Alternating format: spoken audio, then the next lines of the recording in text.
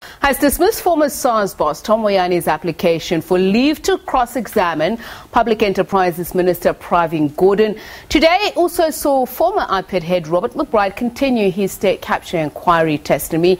Our senior political reporter Mzwandile Mbeje joins us now in the studio to talk a little bit more about that. Mzwai, very good evening. Perhaps let's just first start with the Tom Moyane issue. Just what was the reaction from himself and his legal team when Justice Zondo said that he will not allow the cross-examination to go ahead?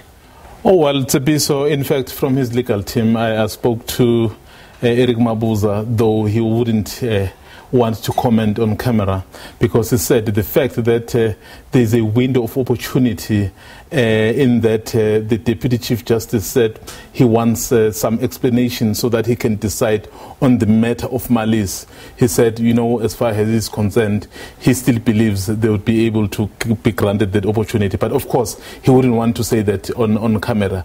So it's quite interesting, I mean, what happened, because it looks like Mr. Moyane didn't really address the issues that were raised by Pravin Gordhan. So basically wanting to use the opportunity to get perhaps to Pravin Gordhan through other issues. Through the back door. And as you say, the issue of malice was raised, but did they disagree in interpretation with Justice Zondo when he laid out the rules 3.3 and 3.4 for why he would not be allowed to cross-examine him? Yes, because remember, you have not a right, so you have to apply it to the chairperson so that he can grant you that permission. But that application cannot just be wide-ranging. You must be specific on what exactly are you contending. And also, at SABC, you must also provide your own version, because you can't simply say, no, what SABC is saying is wrong. Tell us, if what SABC is saying is wrong, what is right, so that if there are people who want to test that version themselves, they have the right to do that. All right, so let's get to Robert McBride and his testimony. He pointed to the fact that in October of 2014, the then police minister established a reference group to turn around the SAPS, but McBride noted that senior government officials were appointed, including the MPA, but not IPID. Did he have a rationale as to why they would have been left out? Well, basically the picture that McBride was painting at SABC was a picture of either a dysfunctional system or a system really that was deliberately being compromised, because everything that was done was done to undermine whatever institutions were there. I mean, perhaps the issue of investigations. Remember when IPID wanted to investigate the issue around Homotso Pahlane, the acting national commissioner then.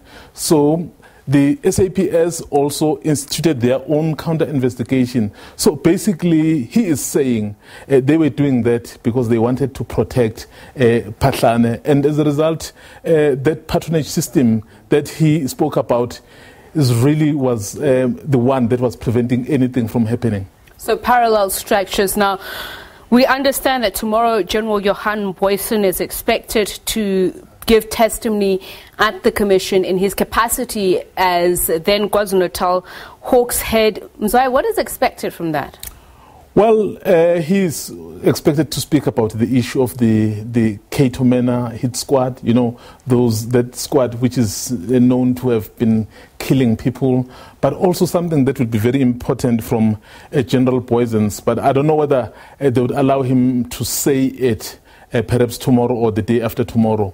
He is one of those people who will directly implicate Zondo, the younger brother of the Deputy Chief Justice. So it would be very interesting to hear what is it that he's going to say. Remember, the evidence that McBride was going to lead around Zondo, because it was more of an opinion, was omitted. But now this one is very direct. So that's why they've decided that the professional bodies must make submissions, and perhaps the president must make a decision as to how to move forward. It will be interesting to see indeed. Thank you very much, Mzwandile Mbeje, SABC senior political reporter. Let's take you now to Stephen.